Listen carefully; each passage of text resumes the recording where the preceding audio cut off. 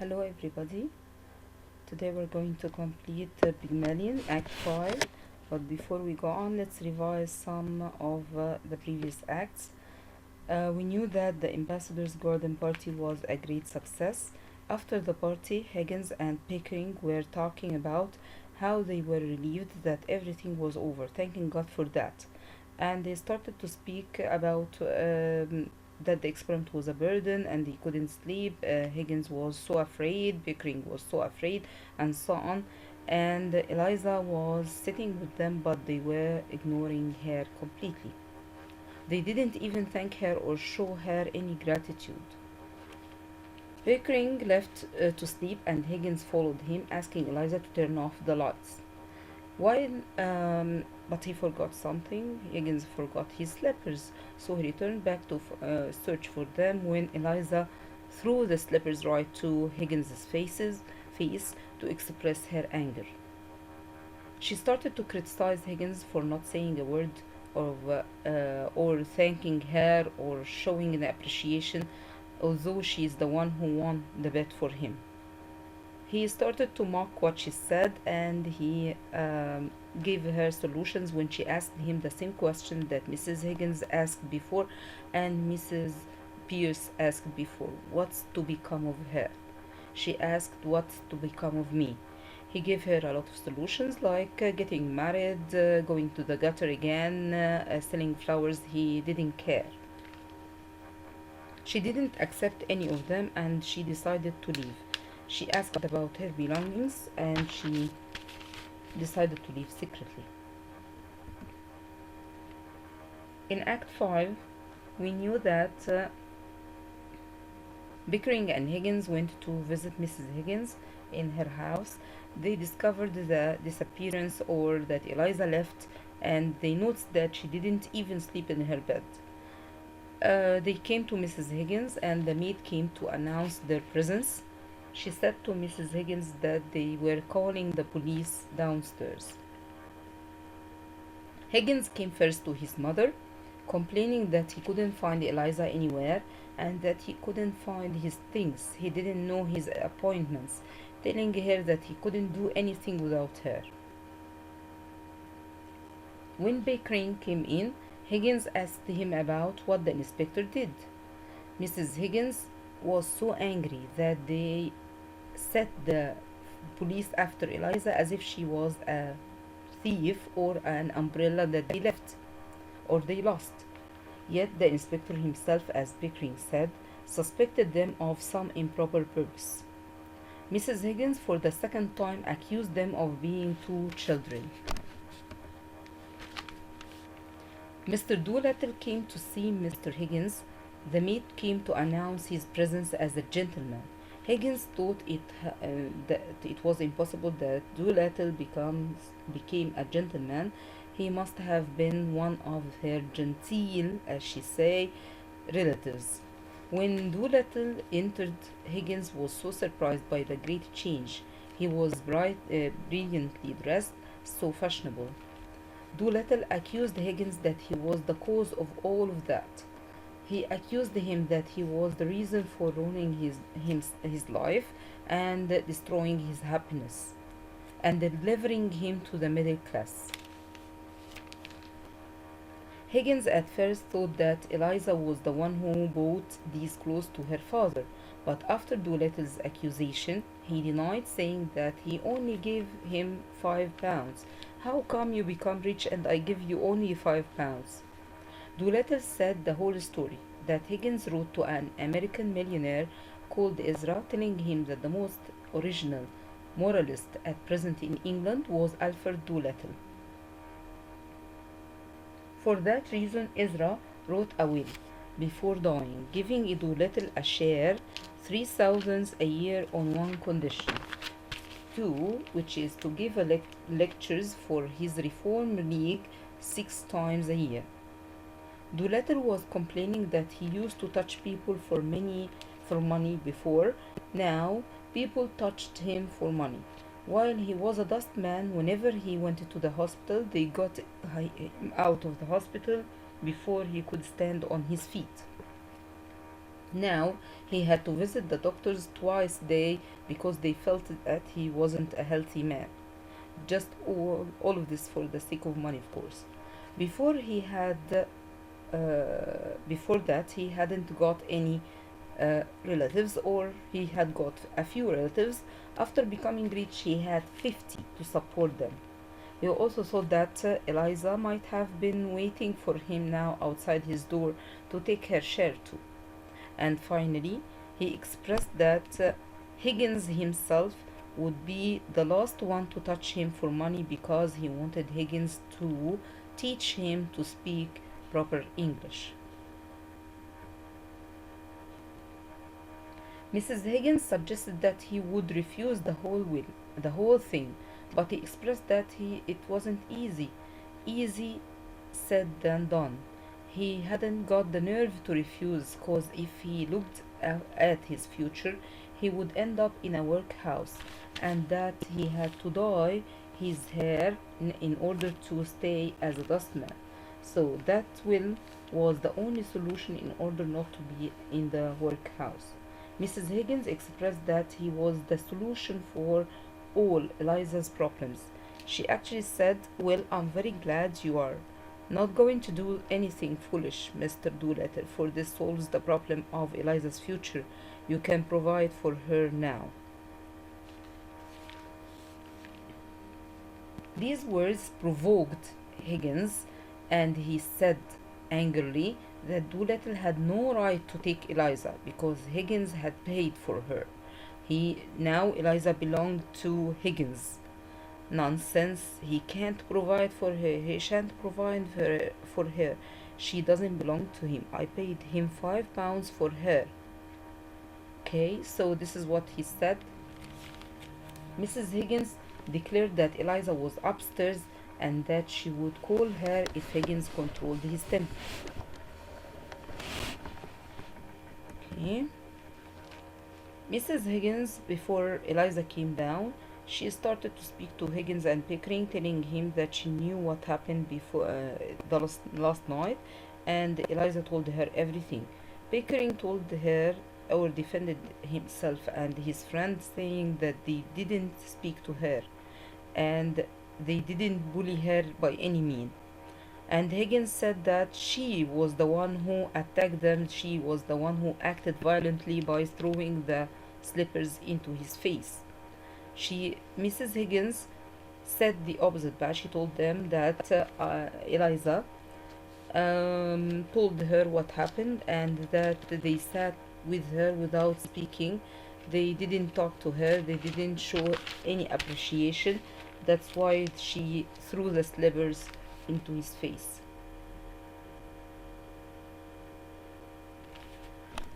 Okay.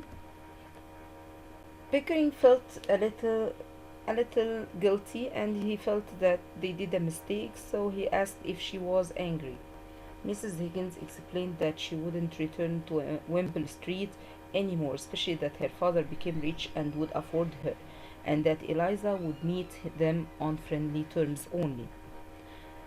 She asked Mr. Doolittle to enter the balcony because she didn't want Eliza to see him before she decided what to do. Mrs. Higgins wanted Higgins to promise to behave himself or he would return home without seeing Eliza. Eliza came down self-confident and ladylike. She spoke in a gentle way, asking about their health and the weather too. At this point, Higgins was provoked, and he said that he was the one who taught her how to speak these words and never to play the lady game on him. Mrs. Higgins from time to time tried to calm Higgins down. However, Higgins didn't stop. He started to speak rudely about Eliza, saying that he created that thing. Thing, of course, this means referring to Eliza, and that he created her out of the squashed cabbage leaves. Of course, if you are in Eliza's shoes now, I think you would, if you were in Eliza's shoes, you would be so furious, you would attack him, you would slang him, But actually, Eliza was so cool, and she ignored Higgins's words, and he addressed, and she started to speak to Colin Pickering, ignoring Higgins, and showed him gratitude. She said to him that she is so grateful to Pickering, not because he was so generous with her, but also because he was a role model to her, a good example to follow. His gentle behavior with her was what made her a lady. He used to call her Miss Doolittle from day one. He respected her, however, she was a flower girl. Also, some other actions or some other behavior that he did which came naturally from him, like standing up, taking off his hat and opening the door for her. He also didn't treat her like a maid, but he never took off his boots in front of her. She added that the difference between a lady and a flower girl wasn't how she behaved, but how she was treated. This was an indirect message to Higgins, telling him that he wasn't a good example to follow. And she said it obviously that if she followed the example that she saw, which is Higgins, she wouldn't be a lady. On the contrary, Eliza wasn't grateful to Higgins since it was his profession to teach her, as she explained. When Pickering told her that Higgins taught you to speak and I couldn't have done that, she answered, "That's his profession." Eliza at the end asked Colonel Pickering to call her Eliza, but Professor Higgins should call her Miss Doolittle. Higgins scolded her for that. Pickering asked her to forgive Higgins and return to live with them again, or to take her revenge and slang him with her language.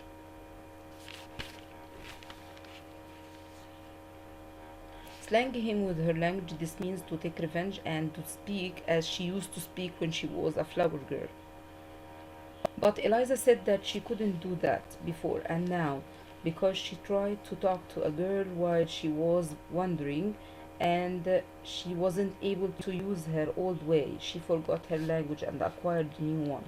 Higgins mocked her, saying to Pickering to leave her and she would forget what he taught her by time and return back to the gutter again. Doolittle came out of the balcony, and as soon as Eliza saw him, she started to make the sound that she used to say before when she was a flower girl, the sounds that came spontaneously out of her tongue, out of her lips. Okay. He told her that he came into some money and today was his day, his wedding day. To her stepmother, she accepted to marry him out of intimidation. He wanted Pickering to back him in such occasion. Also, Mrs. Higgins wanted to go to the wedding too. So, Doolittle left with Pickering, Colonel Pickering, and Mrs. Higgins went to get ready, and they left Eliza and Higgins alone. Higgins wanted to convince her that it was for her benefit to stay with him. Forgive me.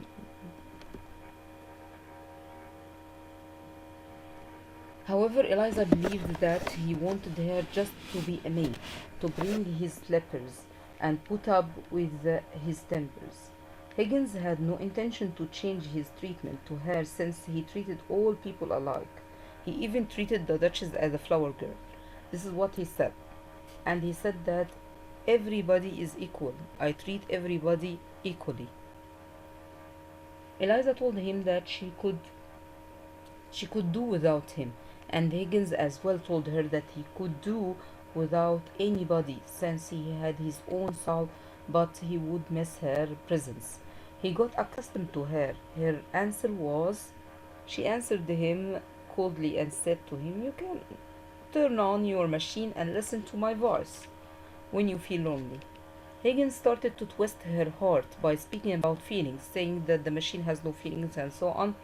But actually, Mrs. Pierce warned Eliza before of that thing, and she told her that whenever she tried to leave, Higgins do this trick with her, or did this trick with her. He started to play on feelings. Higgins admitted that he cared for life and humanity, and Eliza was part of it. Then he accused her of being a fool to fetch him the slippers, as he said. He said to her at this point here,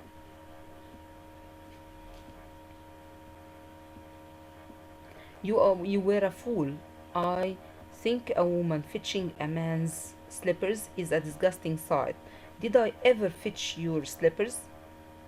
Okay, so here he's trying to say that he doesn't like the way that she did, and he doesn't like that she she started to feel that she was a slave, especially after getting his slippers, and he didn't ask for doing this. This came out of her. He didn't like this way.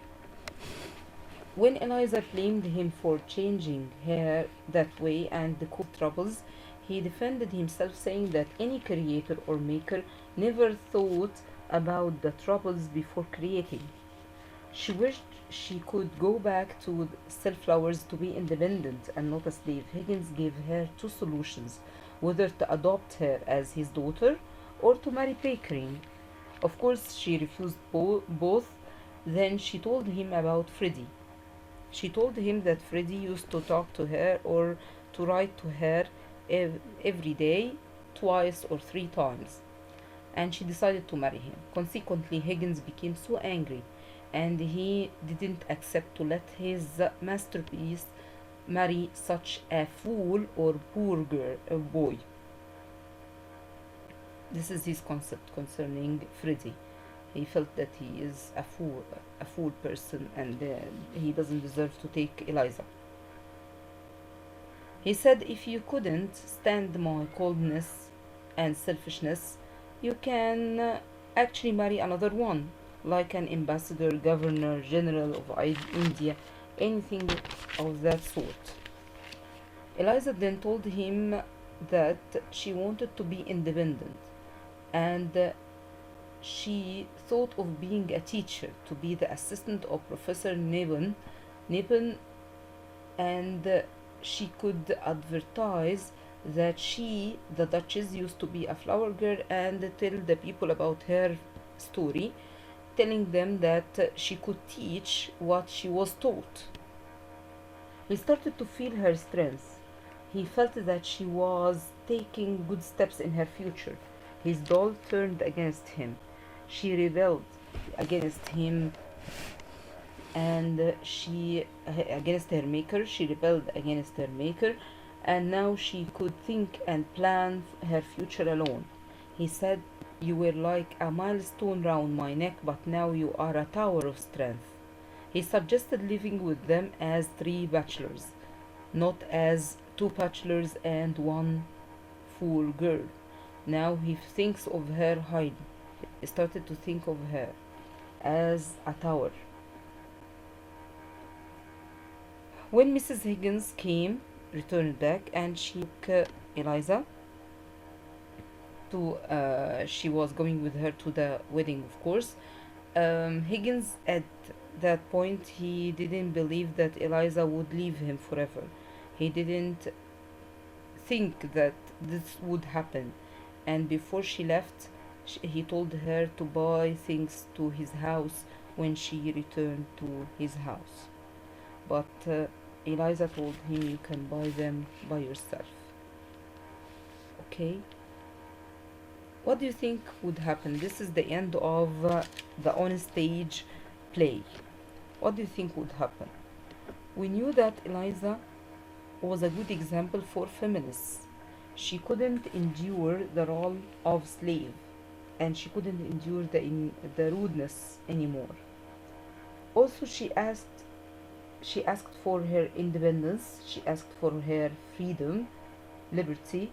She didn't accept the idea of becoming dependent again on anybody. Now, we can guess what happened to her later. Of course, the end was unexpected, because Eliza's story was considered a romantic one, and any romantic story ends up happily, by the marriage of both the hero and the heroine. But this one was so different because the end was, of course, narrated by a narrator, and Eliza didn't return back. She didn't marry Higgins. Actually, she married Freddie. As we knew, Freddie couldn't afford marrying her, but Colonel Pickering gave them a present by which they used to open up a flower shop. Freddie and Eliza took classes in shopkeeping to make their business successful. They lived comfortably. As for Clara, do you remember Clara? Clara, the sister of Freddie. She wasn't educated well, and she took her education only from her mother. And when she saw Eliza, she took Eliza as her role model. Of course, after knowing that Eliza was the girl from the gutter and she came from the gutter, she was so shocked at the beginning, but she started to think and and she went on her life, and she was going to, and she decided at last to work in an old furniture shop. As for Higgins, he didn't change at all, and whenever he tried to bully Freddie, Eliza stands up to him. That this made Colonel Pickering sometimes beg Eliza to be kinder to Higgins. Colonel Pickering was so dear to her that she always thought of him as her father. For Eliza, both her father and Higgins didn't care about her or even needed her. She believed that Higgins needed her no more than he needed his slippers, and her father used her and took £5 by selling her to Higgins. This is the end of our story, and thank you for listening.